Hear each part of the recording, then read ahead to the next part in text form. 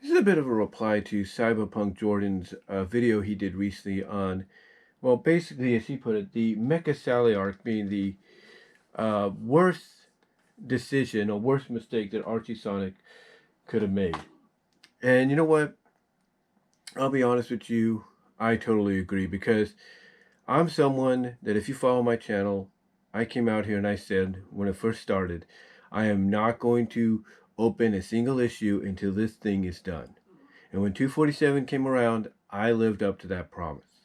Yeah, for 17 issues of the main book, I didn't open anything until that 247th issue to go over it, and I gave you my thoughts. And as I've said before, potentially the story was good. It had potential. You know, the planning and outline was great, but the execution just fell flat.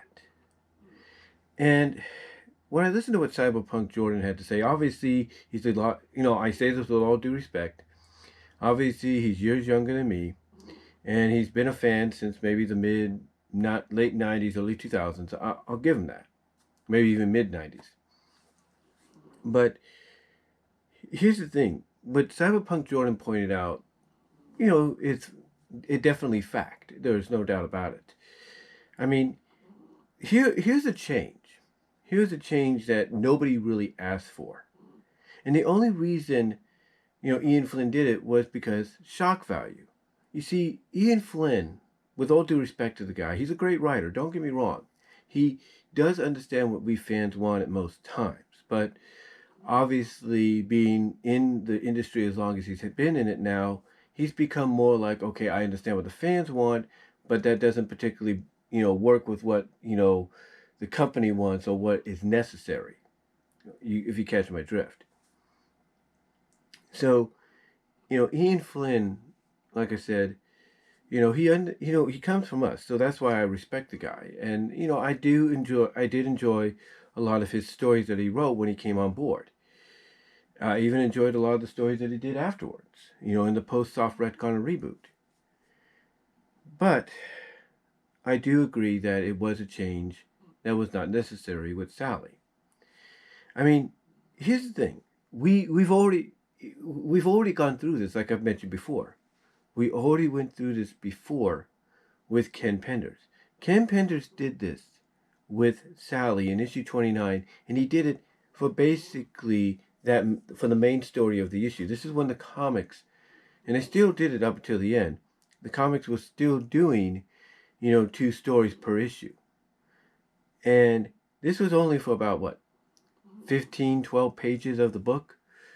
He was able to get everything that Ian Flynn was doing, or attempting to do with Mecha Sally, in the 17 issues of the main book and the 4 to 8 issues of the other book, which combined together is 24 plus issues, almost 2 years of content. Ken Penders was able to do what Ian Flynn attempted to do, but he did it within the pages of within the stroke, I should say, of 15 something pages, and that was it. 12 to 15 pages, and that was it. He was able to convey what Ian Flynn was trying to do. But the question is, why did he make this unnecessary change? Why did he go this route?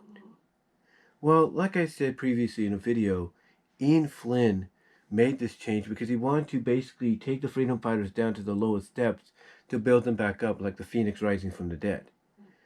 And the other reason, I think, as well, in my opinion, is he wanted to introduce the new audience of readers of the book to the characters for the first time. We'll basically give them a reintroduction, basically give the longtime fans a reintroduction who already knew about the characters, but give them a reintroduction to the characters, along with giving the newer readers an idea and an introduction themselves as to why the fans not the fans, but the characters were so beloved by the fans.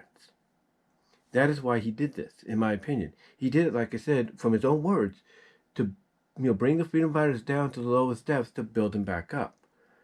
And also, in my opinion, to introduce the newer audience to the reason as to why longtime fans, loved the character. But was it a change that was necessary to go on for as long as it did? No. No, it wasn't. Like I said, Ken Penders, when you compare the two, was able to convey what Ian Flynn wanted to do, or was attempting to do, within the span of 15 pages, and that's it. When it came to Mecha Sonic, Ken was able to do within the span of what, one main issue, or was it two? Yeah, it was one or two main issues of the main comic and 148-page special. He was able to convey everything about the Mecha Sally deal with Mecha Sonic within the span of basically 3 books. 3 issues, 2 main issues, and a super special. He didn't have to go any further. When he did Endgame, he was able to convey, what the situation was, how serious it was, whether or not Sally was alive or dead, stuff like that. He was able to convey it and condense it within 4 issues. Yeah, he expanded on it more with the director's cut by taking scenarios that had to be followed up in side stories and stuff. He was able to basically, like I said, extend on that in the super special, issue 6, I believe, which, of Sonic, for Sonic 50. He was able to do that. He didn't. The one credit I can give Ken is he didn't go crazy with it. The longest he and in a collaboration called Bolas and others went long was Sonic Adventure, when they did that adaptation, which went from what was it, issue 79 or something like that, all the way up to about 85, 86, 88. Including a super special to go with it. Yeah, that was long, but it didn't go as long as what they did with Mecha Sally. And they were able, what Ian did, I should say, with Mecha Sally, and it was able to convey everything they needed at that time. Even Ian Flynn has been shown that he can condense and get to the point with certain stories, like with 175 to 177's anniversary arc, or the Iron Dominion, or the Darkest Storm. He knows how to condense and convey what he wants to get across. The reason he did this with Mecha Sally, the reason he did this Mecha Sally deal, wasn't because of the fact that he wanted to put shock value into the book. Get people talking about it. Get people invested and interested in it. It wasn't because of that. It was because of the fact that he, probably being a comic book fan himself, saw, believe it or not, the popularity of some of these major arcs from all these other companies like DC and Marvel, and thought, hey, if people are attracted to those magnum opus of story arcs and crossovers and events, maybe I could do the same here. And that's what he did. And I think also, being someone that was a fan, saw the reaction that Ken got with Endgame and thought, hey, I can outdo that, and that's what he tried to do. But unfortunately, he couldn't do it because of the legal issues behind the scenes. The point is, I agree with Cyberpunk Jordan that this was an unnecessary change. And if you were going to do it, it didn't have to last as long as it did. And I've said that many times on occasions, period. And here's the other thing, and I'm surprised Cyberpunk Jordan didn't point this out. Even though he said it just didn't make sense in the long run, that it was a bad decision to make, and the fact that it was just a boring story that was rinse and repeat, issue after issue, and that she was just another one of the minions. The one thing he didn't point out was the fact that she had a power ring implanted in her back like a battery, but it was a modified power ring, and that basically, this entire time, and that's just my dog, she's waking up right now, she's fine, but that basically this entire time, when she had that power ring replaced by Monkey Kong's crown ring, if you will, ring crown, she could have easily gotten her free wheel back, but she didn't. It's like, there is a lot of things in the story that just didn't add up, like with the power ring deal, and such. It just didn't add up, and again, if you're going to do something like it, I agree, don't do it for too long. Don't do it for so long, I should say. Do it for a certain amount of issues and be done with it. Get to a point with those several issues, convey, basically compress and convey to your point that you need to get across. But again, I think the reason Ian did this, in my opinion, my opinion, is he wanted to create his own magnum opus. He didn't. I mean, he probably had a lot of the stuff planned out. Don't get me wrong. He probably had a lot of stuff planned out, but the execution just fell flat. And then when you add in the lawsuits, it just didn't help. It really didn't. And the potential, if he really wanted to go all the way through with this, was there. I mean, a lot of people would always speculate, okay, you know, how far could he go with this? Like, you know, with this Mecha Sally deal. Some have speculated that if he, to really get people invested, or get people invested, or, you know, still interested in the book and the story, that he could have gone the ultimate Neo Metal Sonic route with her. Have her get corrupted to the point that she becomes a dragon-like creature. I got to give credit to Ace of Speed 68 for, I think that's the name, on DeviantArt for drawing that picture. Because if you look it up, yeah, you'll get the idea of what I'm talking about. But again, I do agree it was an unnecessary change. I mean, the potential for the, and agree, and even though I agree it was an unnecessary change, the thing is, it had the potential to be something good. It just didn't execute it well. It really didn't. It just really didn't. And I get that Ian Flynn wanted to create his magnum opus, and in a sense he did. But he had to go to IDW to make it happen, but he did it. But if you're going to do something like this, and then, like I said in a previous video, you're going to basically say, oh, this is basically an answer to Silver's traitor suspicions and all that. If you're going to do this, then don't do it, don't drag it on for so long, and basically have Silver not be such an idiot to where he needs to get the help from Harvey Who, and that the moment he hears about Sally being roboticized, that should clue him in like, oh, that's the traitor. That's the traitor, but, why? And then have him put together the pieces, maybe with a little help, but on his own, like, oh, she's the traitor, but not of her own accord. Just get to the point. Don't drag it out. Don't drag it out. And again, like I said, I think the reason he did this is he wanted to create his own magnum opus, his own enduring legacy of a story, very similar to Endgame for Ken Penders. So that way, even as we're doing right now, people will talk about it. But yeah, I agree, it was an unnecessary change. It was unnecessary and everything, and it's something that nobody wanted. Nobody came out and demanded, hey, give us Mecha Sally. Give us Mecha Sally. Nobody demanded that. Nobody demanded the freedom fighters be put into a desolate spot. Nobody. And it's because of this, according to various reports, Cyberpunk Jordan, it's because of this that Ian Flynn has never been allowed to write dialogue for the female characters anymore. Even if he's credited as the head writer, he's not allowed to write the dialogue for the female characters anymore. And even when it comes to the solo stories, he's not allowed to write those stories either, all because of what he did here. And honestly, I think there is truth to the mandates. I really do. I think there is truth to the mandates, and here's what I mean. Ian Flynn comes out and says, well, Sega put down these mandates and all that.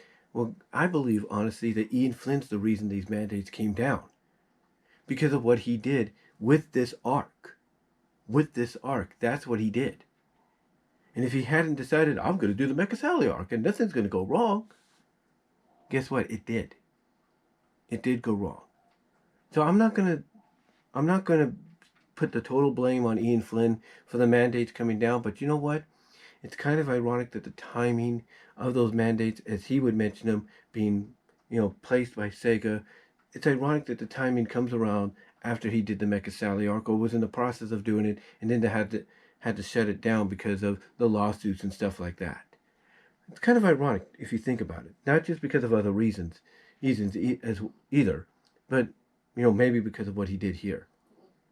And I think, honestly, when you look at like two of the interruptions that occurred to advertise Sonic Team Racing and play into the Olympics at the time, I think Sega did those interruptions because they saw a story arc that wasn't doing anybody any favors, and it was doing something to characters they owned, even the game characters that they owned, it was doing something to them that they didn't approve of. And that is why I think about, when you think about it, the timing of the mandates coming out, according to Ian Flynn, kind of ironic as to when they came out. If the timing basically as to when Sega released them. Basically a little after the whole Mecha Sally thing. Just saying. I could be wrong. Just saying. But I agree, Cyberpunk Jordan. It was a change that was unnecessary. It was a mistake that they made. And you know what? I never, and you know what? I never thought I'd say this, but I'm kind of glad they put down the mandates because I think honestly, Sega, they allowed this to happen, but just like with Ken Penders and Carl Bowlers before him and others, I think Sega and Archie were waiting for Ian Flynn to screw up. They were waiting for him to kind of start getting that ego, big enough to where he thinks nothing can come down and harm him. And then this happens. Not just because of the lawsuit and all that behind the scenes. That contributed to it. But I think mostly because of what he did with this arc. So when you think about it, when it comes to the arc, to the Mecha Sally World Tour 2 Death Egg Mark II arc, when you get down to it, and you wonder why the mandates came around, now you could probably put the pieces together that it wasn't just the lawsuit that contributed to it, or anything like that, but also mainly because of what happened here. Because again, like I said, he was never allowed to write the dialogue or write stories focusing on the Sonic female characters afterwards. Not even into the IDW run is he allowed to do it, from what I understand. Like, he can write the dialogue for everybody else. I don't think be credited for being the head writer of the story, but as far as the females go, he can't do it. He can't do it. And when stories focusing on them is involved, he can't do it either. All because I think of what happened here. That's just my opinion. But what do you guys think? What do you guys think? Cyberpunk Jordan, what do you think? What are your thoughts on what I had to say here? Because I do agree, it was an unnecessary thing that, like I said, for 17 months, I got issue after issue after issue in the mail, but I never opened them up until that final issue because I didn't like what they did. Because even I felt it was unnecessary. It was dumb. I mean, I pointed out various ways they could have got around it. She could have had Nicole. She had Nicole in her hands. She could have had Nicole, instead of direct the beam on them, invert it and direct it to the side and it just blasts into the sky and that's it. Either way. That's all. That's all she had to do. That's all she had to do. And she would have been fine. Or guess what?